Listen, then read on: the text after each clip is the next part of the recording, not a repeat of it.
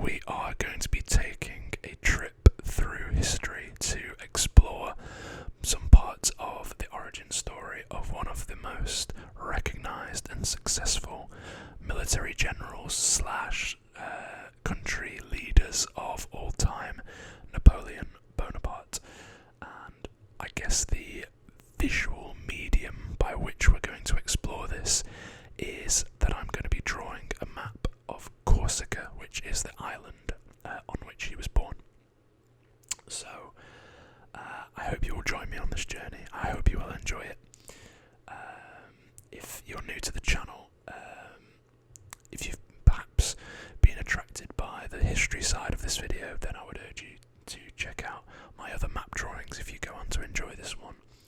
And if you do end up enjoying this video, then perhaps consider dropping a like and, of course, subscribing to the channel. We're trying our very, very hardest to get to 1,000 subscribers, and obviously any support is incredibly appreciated, so thank you in advance. But with all that said, let's take this trip through history. So, if you don't know how these work, I'm going to draw an outline of the island, and then we'll explore some of the more detailed parts, and then I will talk about a little bit about the history of Corsica, and then I'm going to talk a little bit about Napoleon as well, and we'll sort of intersperse the two together. So I really hope you guys enjoy, because this is a topic that I've been reading a lot about, and I'm finding it very interesting at the moment. So yeah, as I say, I really hope you enjoy. So let's get going, shall we? Okay, so I've really been on I guess I would describe it as a bit of a history journey recently, in that I've just been consuming a lot of history content. I've been watching Oversimplified, I've been watching a Bold and Bankrupt, who does some great Soviet history, some ex-Soviet Union history.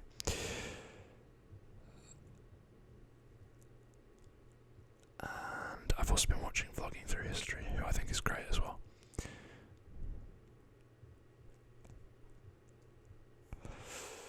Okay, so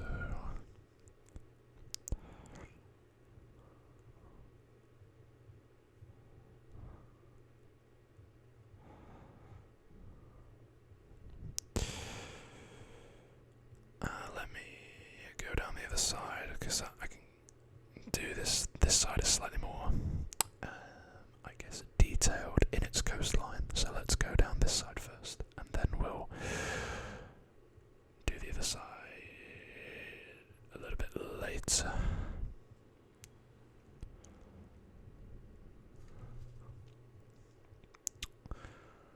So, as I say at the start of the video, Napoleon is a very recognisable name and figure, but I don't think too many people know a lot about his, I guess, his origin story, where he came from, what he was, how he came to be, I guess, how he came to power.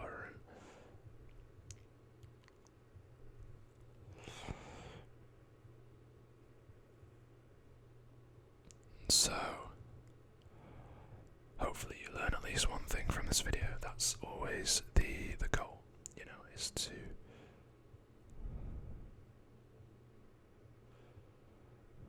provide you with at least a tiny bit of education, if possible. So in that sense, I really hope you guys find this educational. Once again, I'd like to reiterate to my regular viewers that I am aware fully that we have some requests that I need to fulfill, and I'm working on those. I've already got one of them filmed actually, but I wanted to get this one out because I was excited about talking about it. As sad as that may sound, but yeah.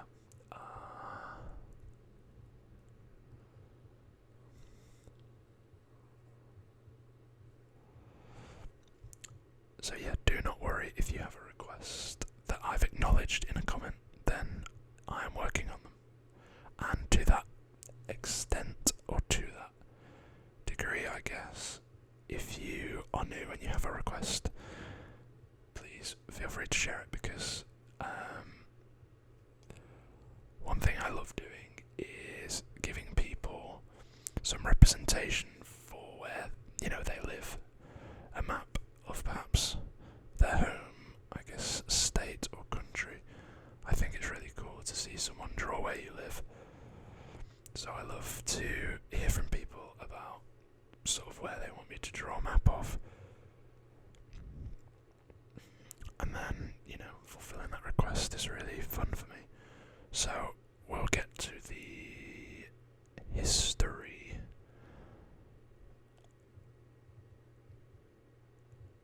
When we finish this outline of Corsica very soon. We're not too far away now. Oh, didn't mean to do that.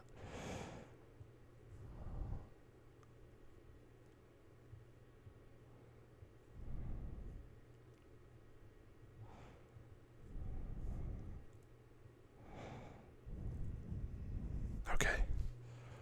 You know what, guys? I don't think that's actually too bad, I think that's one of my better ones. Okay, so this is the basic outline of the island. So what we normally do is add water, and luckily for me, it's an island, so there's water all around it. So yeah.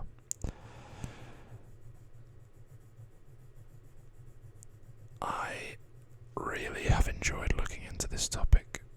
It's come up with things that I never knew, of course, which is great. But it's given context as well to a few things that I did know, which I think is always cool.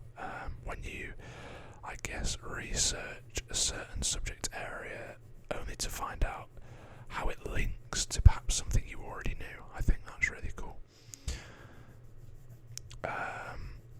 It's strange actually, because geography and history, I didn't pursue them any further than high school, so I haven't been in any sort of formally taught geography or history for 6 years at least now.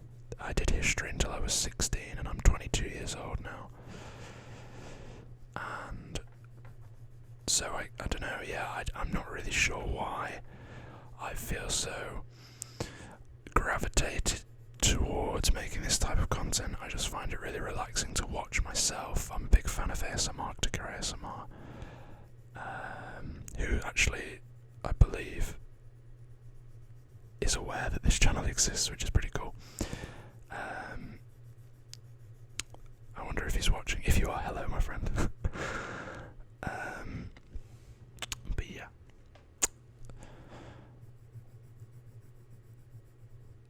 I think the best video to watch if this is your first introduction to the channel, other than this, in terms of, I guess, topics that match up, would be my video of the Jewish autonomous region in Russia, which is a bit of a combination, and my video drawing a map of the German Empire in 1914 might tickle your fancy, I guess.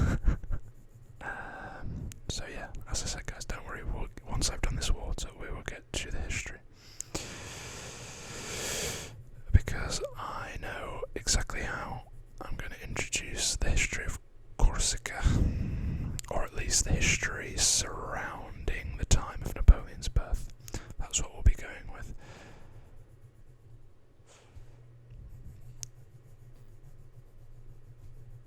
So,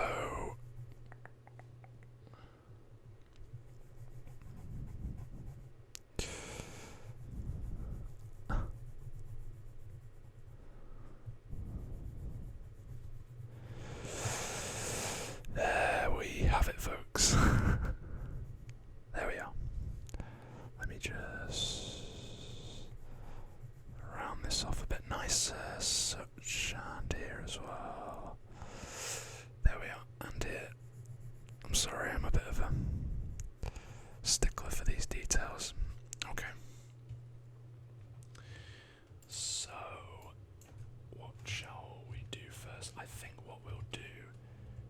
because it's a way by which I want to introduce some of the history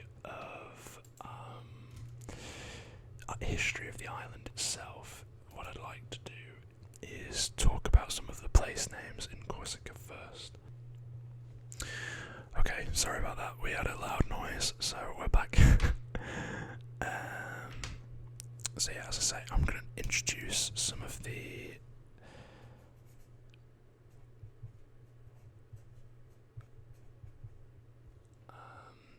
history of the island with the place names. But first, let me think. It's Ranean, I believe. I really, really hope that's right.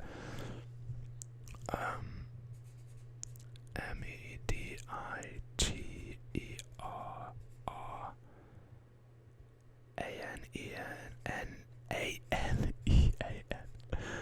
Goodness me. You would not know that I'm a university student, would you? Okay. So first of all,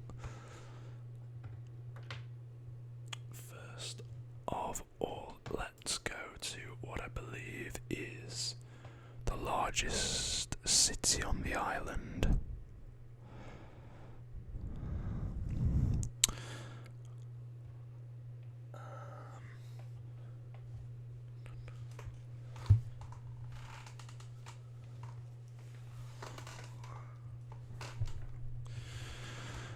So the largest city on the island, which I believe, wrong colour.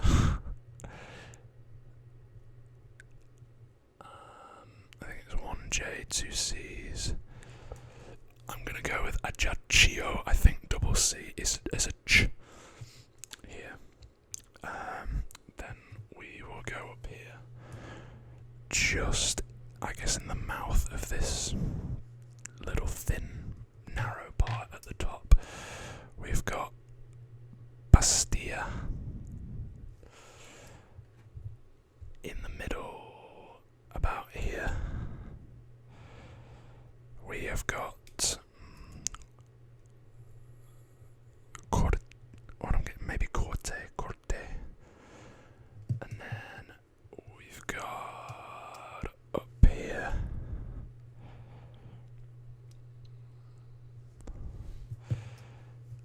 is Calvi. Down right at the bottom here, we've got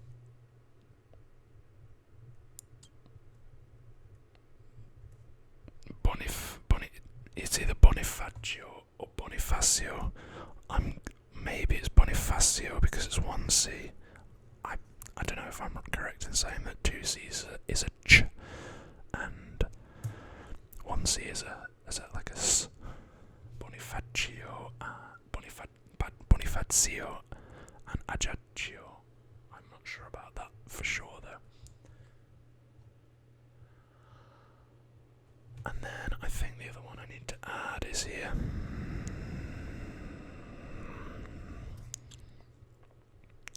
Which is Porto Vecchio.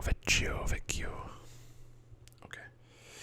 Now you may be looking at some of these names: Ajaccio, Calvi, Corte, Bastia, Bonifacio, Porto Vecchio, and thinking that they sound rather Italian. And you'll also be thinking, well, hang on, Napoleon Bonaparte was French.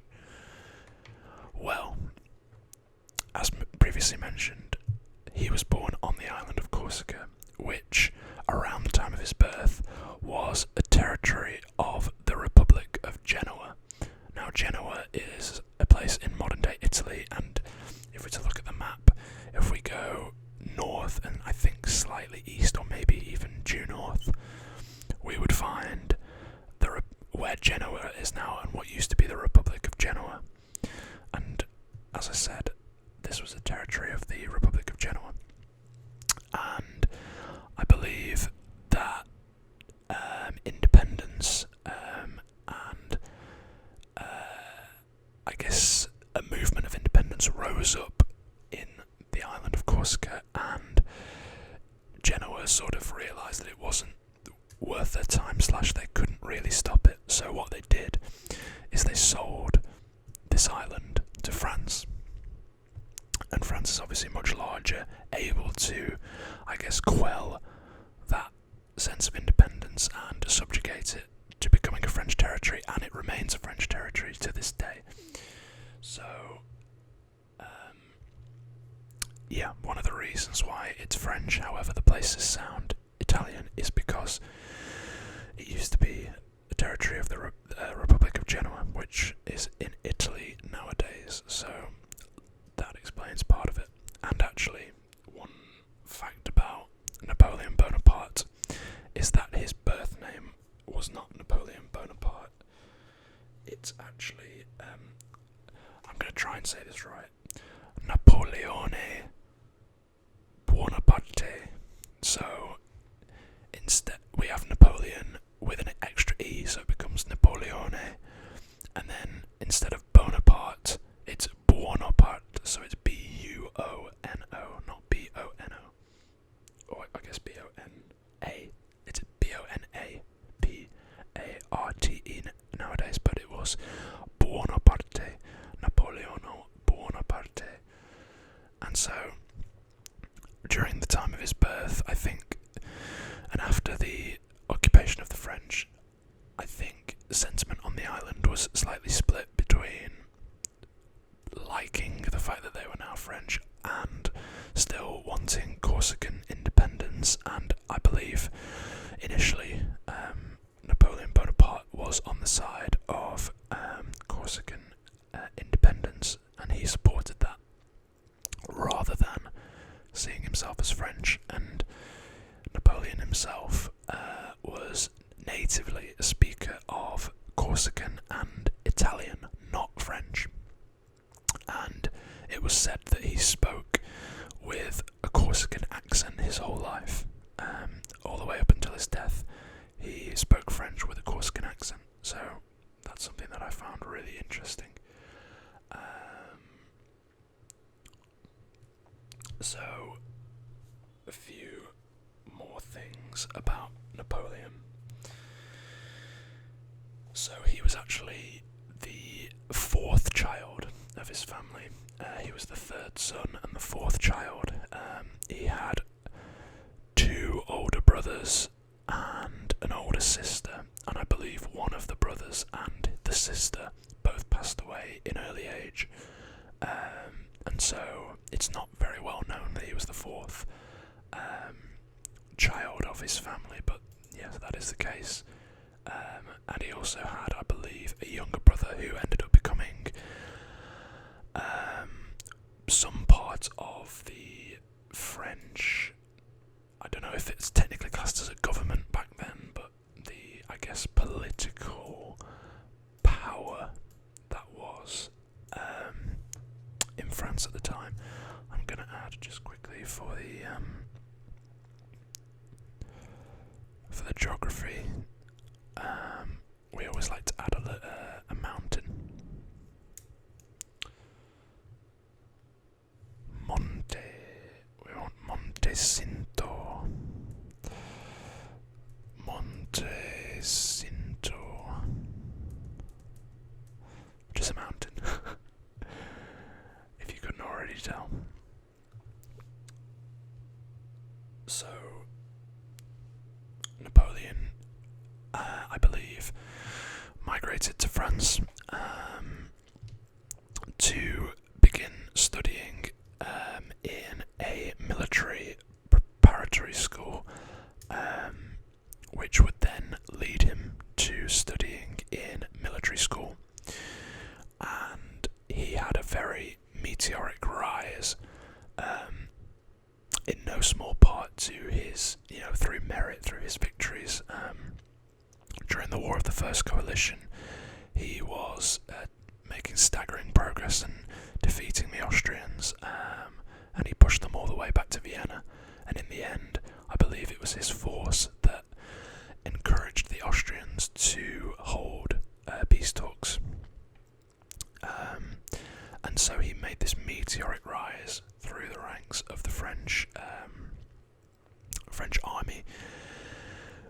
up as him becoming general, and then through some shenanigans and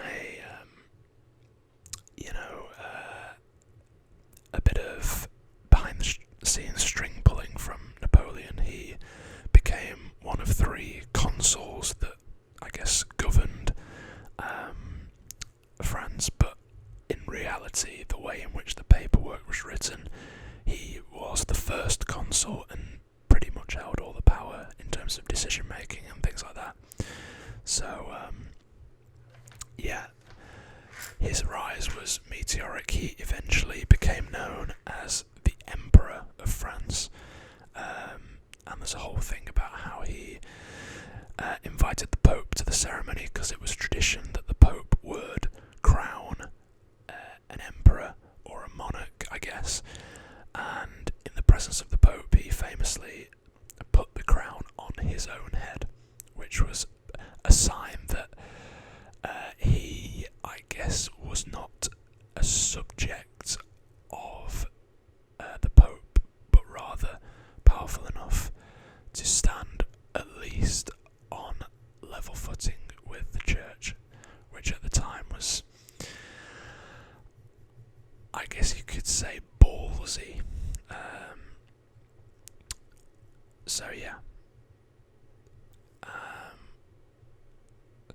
Napoleon fought through the Wars of the Coalitions, which eventually became known as the Napoleonic Wars. Certainly the later Wars of the Coalitions became known as the Napoleonic Wars, and he was just staggeringly good at what he did. He had revolutionary tactics. He was the first commander to ever split his forces into corps, which was a system which became adopted all over the world after he used it. His tactics, I believe he relied on speed a lot. He liked to split his opponents in 2 and fight them separately. So, as far as strategy goes, perhaps ahead of his time, and just staggering the amount of victories he took in a row.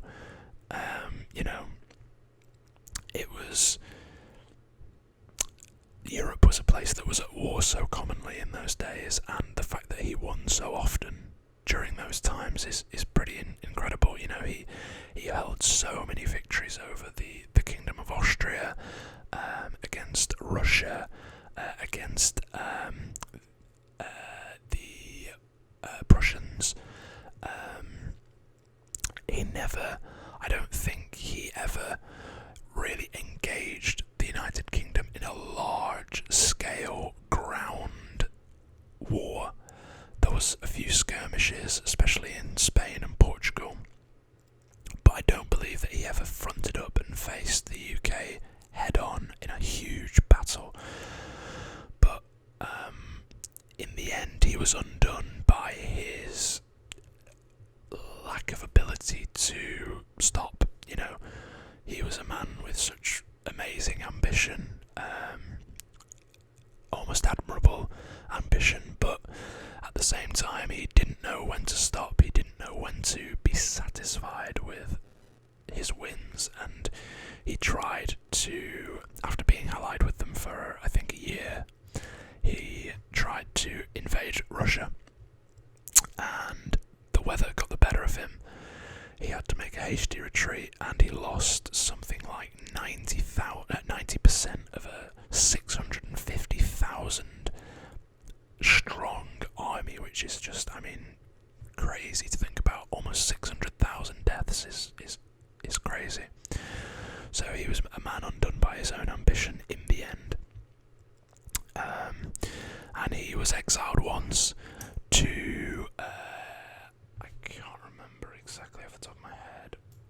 It was somewhere in the Mediterranean, not too far from France. Let me have a look if I can see where. No, I'm not too sure that I would be able to find it. But yeah, he was exiled to an island in the Mediterranean. He then came back, reassumed power for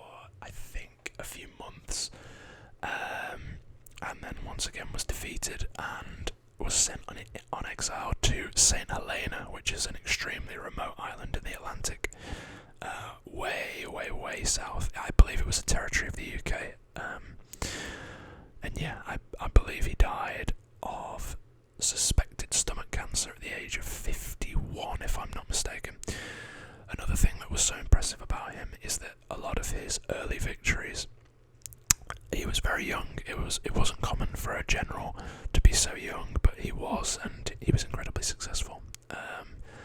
So yeah, he died at the age of 51. I think it was 51, and it was said that he basically became a shadow of his former self. You know, I think when you're so used to the heights of victory that he had been used to, it's incredibly difficult to come to terms with living an everyday life in some remote island somewhere. So, yeah, I mean, an incredible general, of course. His success speaks for itself. I mean, the statistics and numbers are pretty mind-boggling. If you've made it this far and you're, I guess, a bit of a history nerd, I'd like you to comment down below who your favourite military general is of all time. It's difficult to compare, I guess, to find a suitable barometer to measure across ages and time periods, because there's so much evolution in things like tactics and obviously equipment. I think geographical terrain and weather is a bigger factor than a lot of people give it credit for. Weather being one of the big reasons why Napoleon ended up, failing. So it's difficult to compare across time periods and ages. There's no direct comparison, but everyone has a favourite. So if you have a favourite, then please let me know in the comments down below, because I'd be very interested to hear what you have to say. But yeah, I think with that, that's pretty much all we have time for. I really hope you've enjoyed. As I say, this is a topic that I've really enjoyed, researching, so I'm glad to have been able to talk about it today, and I hope that I've imparted some, anything that you didn't know. A final point, he was born in Ajaccio. Napoleon was born here, or around here, somewhere. But officially, I think it's Ajaccio, maybe. I don't know. But yeah, as I say, if you made it this far, thank you ever so much